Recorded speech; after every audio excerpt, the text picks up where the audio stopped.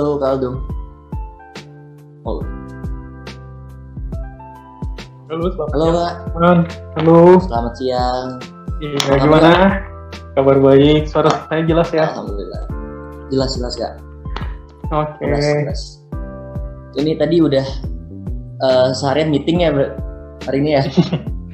Ya, kurang lebih begitulah. Karena agendanya di manajemen cukup padat. Ya, gimana Mas makasih Rehan? ya Ada untuk meluangkan waktunya. Udah bisa meluangkan waktunya buat kerja kelompok kami.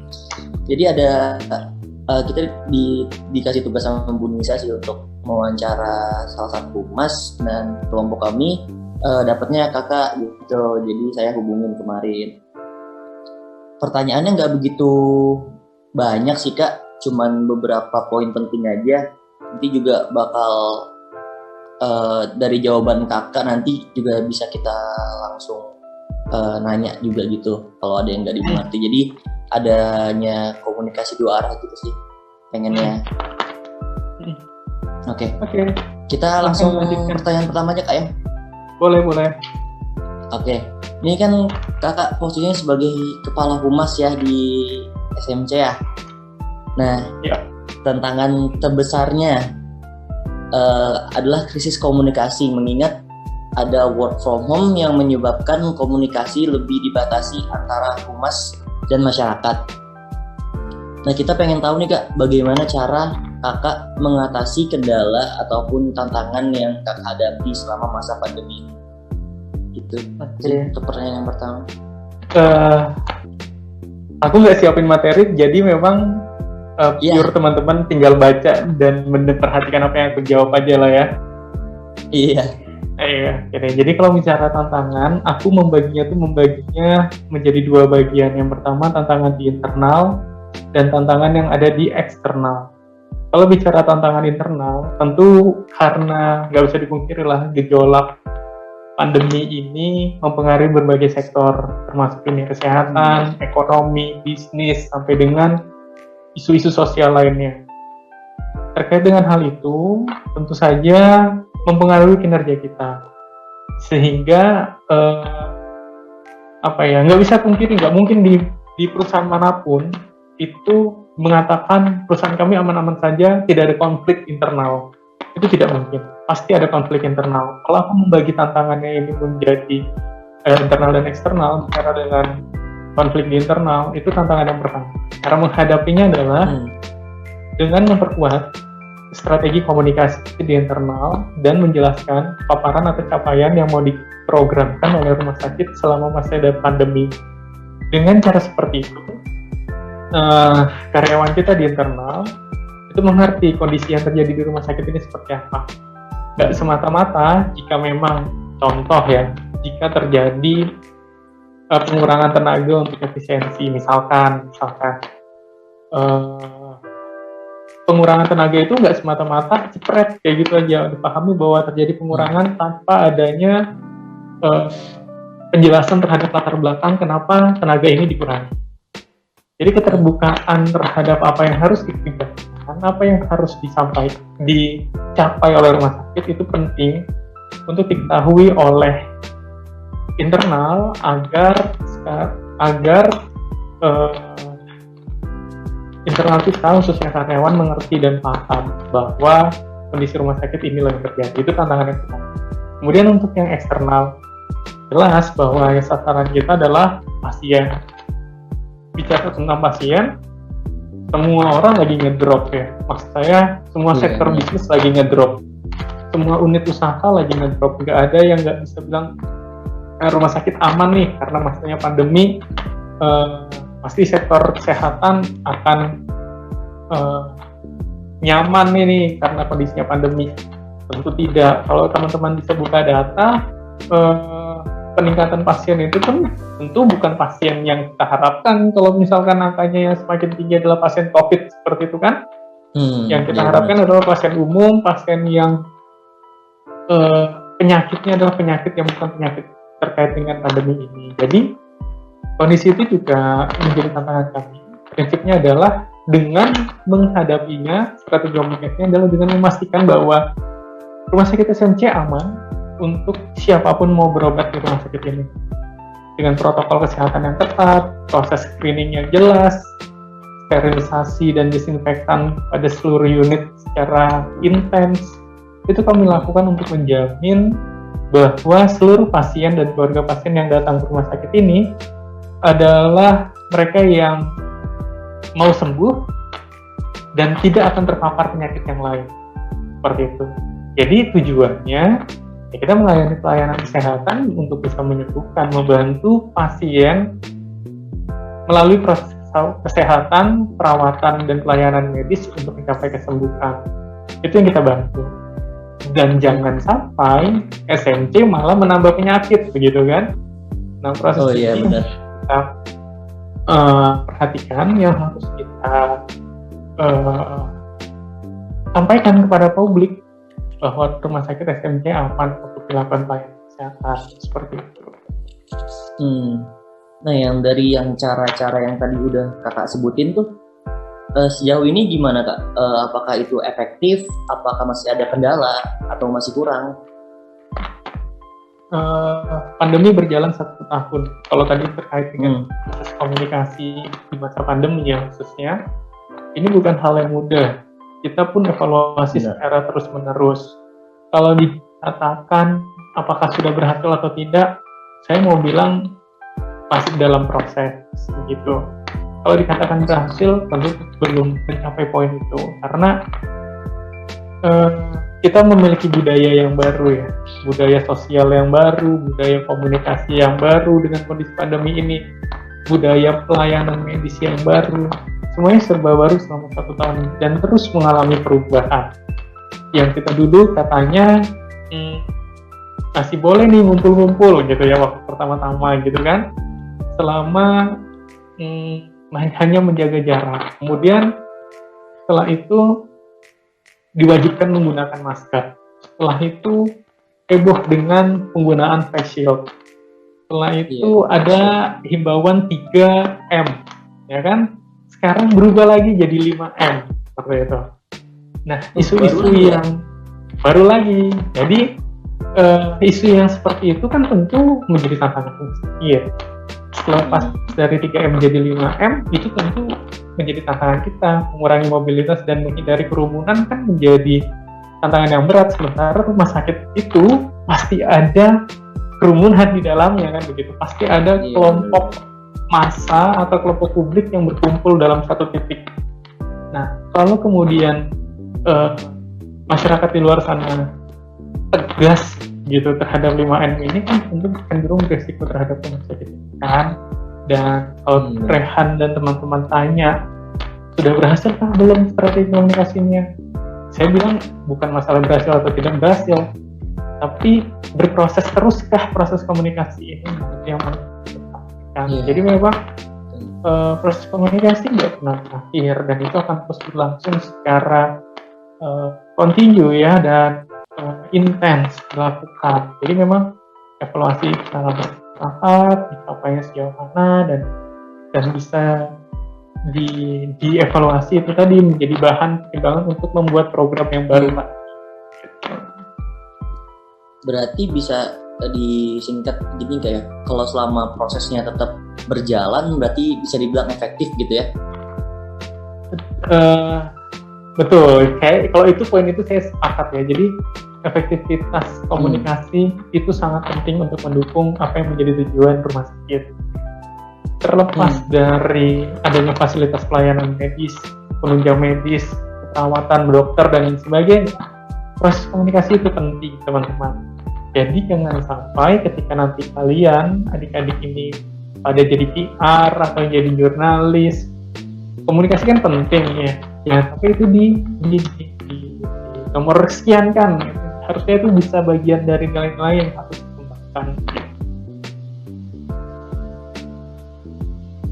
Halo Aldo, aku Nisa. Aku mau nanya, kan selama berproses yang handle si COVID ini, tapi juga harus melayani sepenuh hati, itu pasti ada gejala dari dalam hati yang kayak kalau misalkan ada yang nyebelin tuh, ya Allah kenapa sih orangnya kayak gini, tapi gimana sih cara nge-handle dari kitanya sendiri supaya ya aman gitu, semuanya tetap bisa ngelayaninnya baik. Terus sedangkan ya kalau misalkan mau ngikutin hati kan pasti sebel ya, tapi sedangkan kita juga bawa nama perusahaan gitu ya, kayak kakak bawa SMC, itu gimana cara handle-nya? Makasih kak. Ya Mbak Nisa, terima kasih pertanyaannya. Jadi memang kalau terkait dengan poin ini, karakter kita sebagai PR, sebagai penyedia jasa, sebagai pekerja, itu harusnya dibentuk bukan semata-mata hanya pada saat pandemi. Jadi pola komunikasi, cara menghadapi pasien komplain, manajemen isu krisis, gitu ya.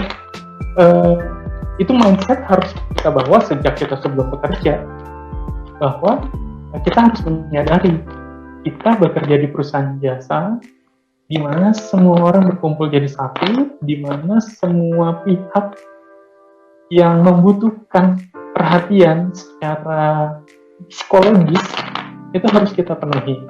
Artinya ketika memang ada pasien komplain, ada pasien yang tidak suka dengan kita, ya kita harus tetap profesional.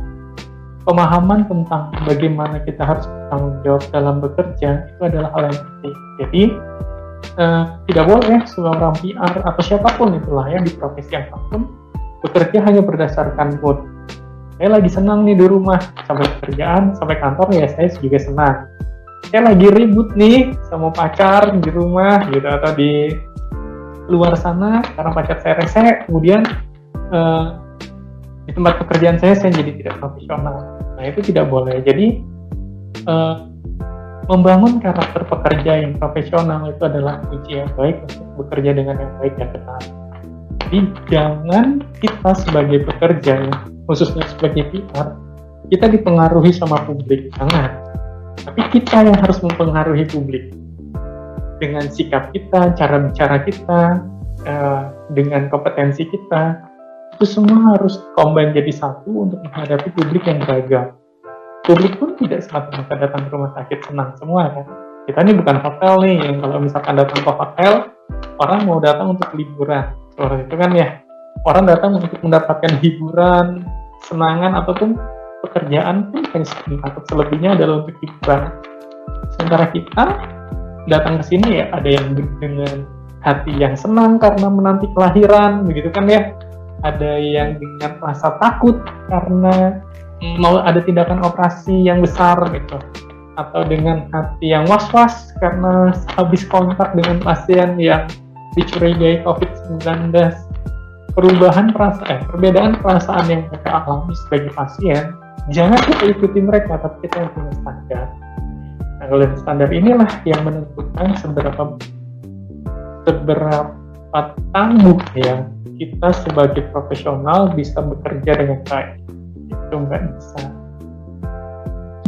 Berarti kontrol-kontrolnya semuanya tetap ada di kita ya, nggak boleh sampai marah atau gimana. Makasih Kak. Kontrol terhadap diri sendiri itu penting banget. Jadi tetap hati-hati ya, dan itu harus dipelajari bukan hanya waktu bekerja, tapi ketika teman-teman sedang berkuliah saat ini ya, sedang menjalani pendidikan, itu waktu yang tepat untuk kalian bisa belajar mengendalikan diri terhadap perbedaan-perbedaan kondisi di lingkungan di mana kalian berada. Di kampus mungkin enjoy, nanti sampai rumah ribut. Jangan sampai yang senangnya tadi seketika hilang di rumah, atau di rumah ribut, sana sini senang. Harus bisa kita sesuaikan. Itu yang bisa. Kalau itu saya mau nanya, kan Kaldo ini dari humas sakit itu kan SMC. Nah, perbedaan kegiatan humas bagian rumah sakit sama humas perusahaan pada umumnya itu apa Kak?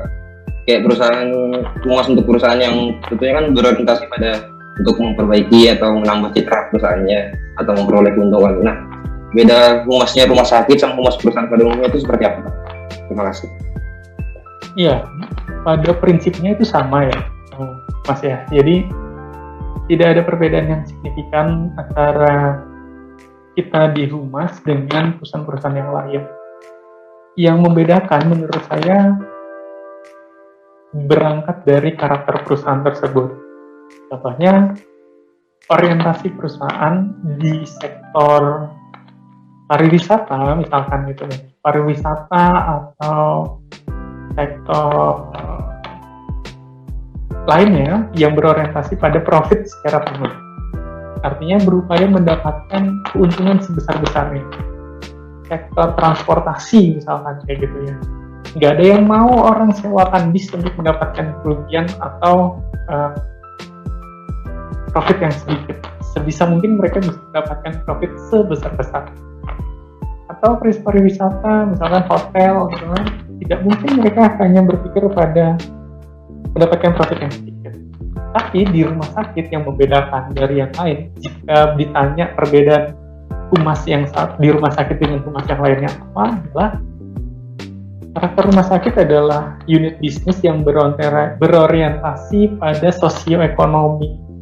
Jadi dengan konsep sosioekonomi itu dipahami bahwa kerja kita itu adalah kerja sosialnya dulu, baru memperhatikan profitnya. Bisa dipahami seperti ini. Ketika ada ibu melahirkan di Jalan Suryanata, udah mau melahirkan nih, udah hamil besar, tinggal menunggu jam, datang ke IGD rumah sakit dan tidak membawa kartu BPJS, tidak punya KTP, tidak punya uang. Kira-kira apa yang rumah sakit lakukan? Tanya dulu, Bu, uangnya berapa? Bu, BPJS-nya mana? Kan tentu tidak. Yang rumah sakit harus lakukan adalah menyelamatkan nyawa ibu ini dulu, tanpa memperhatikan bagaimana nanti dia bayarnya seperti apa. Pasien safety nomor 1, urusan uang nomor 2, kayak gitu loh konsepnya. Untuk bisa untuk bisa mengaktualisasikan itu dalam program humas, itu yang menjadi tantangan. Jadi ketika rumah sakit ditanya, kita benefit dulu buat pasien, benefit dulu buat masyarakat luas, baru ngomongin profitnya buat rumah sakit. Seperti itu. Jadi apakah rumah sakit tidak boleh bicara tentang profit? Ya boleh dong, namanya juga bisnis, ya kan ya? Kan nggak mungkin ngomongin bisnis hanya untuk jiwa sosial. Itu namanya organisasi sosial, bukan organisasi bisnis, kan begitu. Jadi karakter rumah sakit sebagai unit jasa yang berorientasi pada sosioekonomik itu menjadi kunci bagaimana humas itu bekerja. Jadi kita nggak semata-mata jualan rumah sakit dapatkan dengan harga terendah di Samarinda, nggak boleh kan kayak gitu kan, nggak ada kan istilah seperti itu kan. Dengan harga termurah di Kalimantan Timur, itu malah melanggar etika pelayanan medis seperti itu.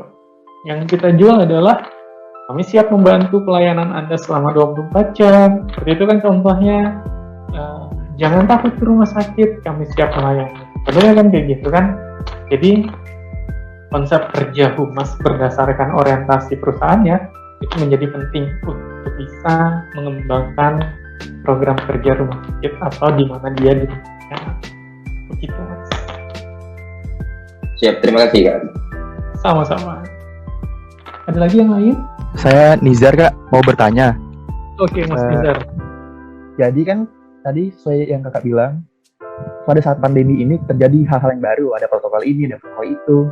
Yang dimana pandemi ini pun kita juga agak terkejut ya, kok bisa terjadi seperti ini.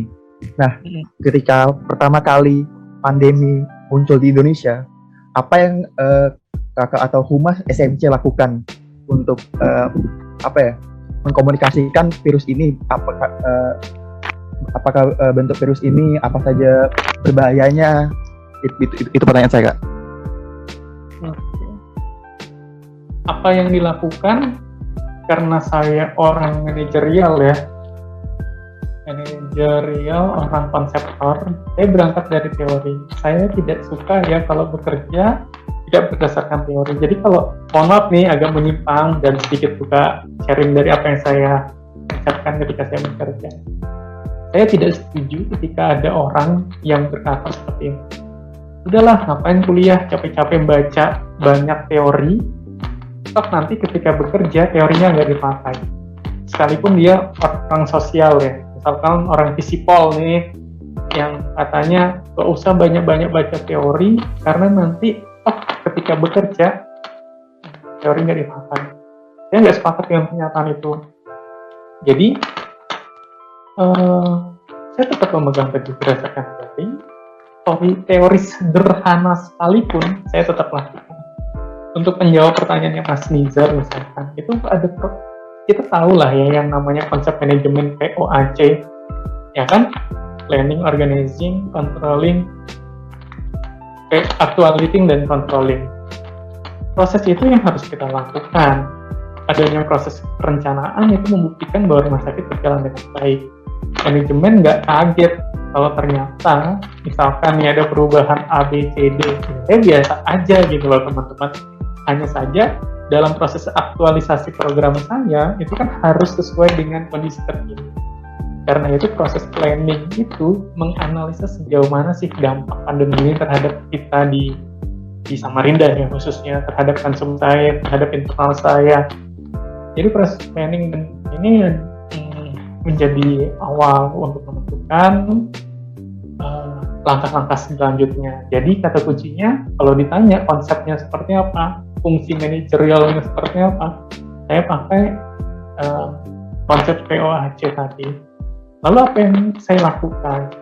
Saya dan tim saya, khususnya di Humas, kita juga ada tim namanya promosi kesehatan rumah sakit. Kalau promosi kesehatan rumah sakit itu nggak jualan ya, dia kayak mengedukasi, promotif preventif ya.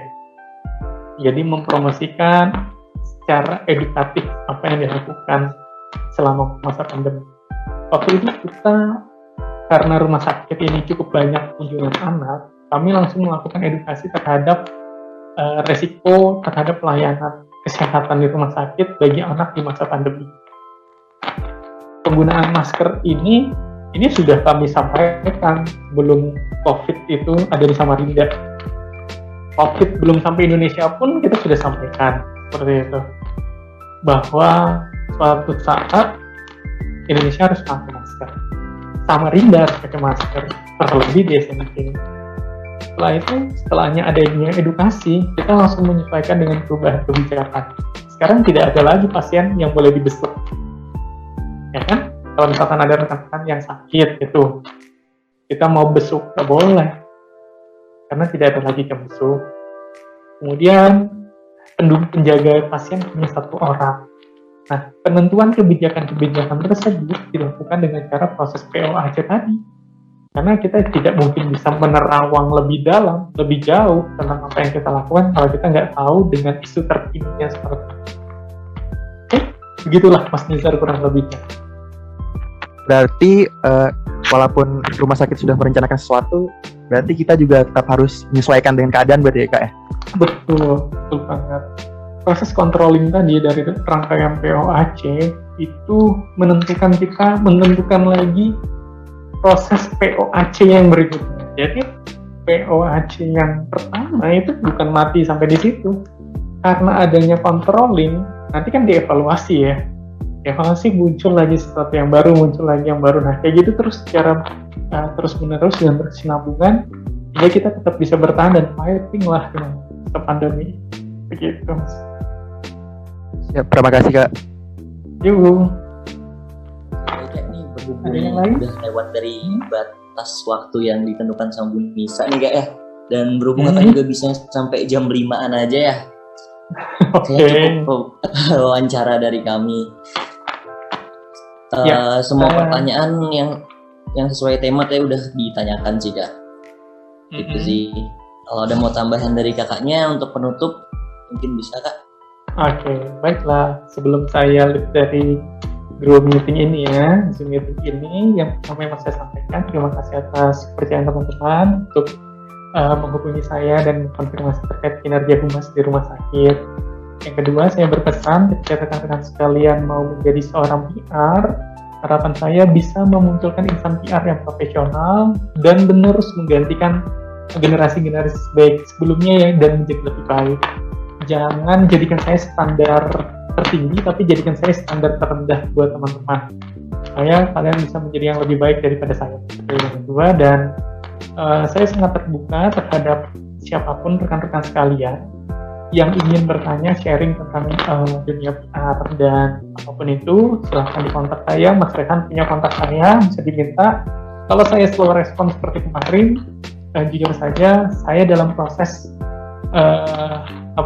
sedikit ditantang gitu untuk jabatannya menjadi PLH Manager Marketing di Rumah Sakit Samarinda Medika Citra. Jadi status saya bukan lagi kepala bagian humas, saya sudah diposisikan sebagai pelaksana harian manajer marketing seperti itu, dan saya mohon dukungan rekan-rekan sekalian untuk bisa melalui tantangan ini. Jadi kalau ada apa-apa sama SMC, good luck. kontak aja. kontak Oke, aja saya. siap. Kayaknya nih Kak, kurang baik nih SMC kayak gini ya, ngomong aja ya. Nah, itu. Jadi saya sangat terbuka dengan koreksi, saya terbuka dengan segala sesuatu yang sifatnya membangun secara konstruktif, koreksi yang konstruktif saya sangat sukai. Oke, mungkin itu saja yang bisa saya sampaikan, Mas Rehan. Terima kasih atas kepercayaan rekan-rekan sekalian. Semoga bermanfaat buat kita semua, dan mohon maaf jika ada hal-hal yang kurang berkenan ya.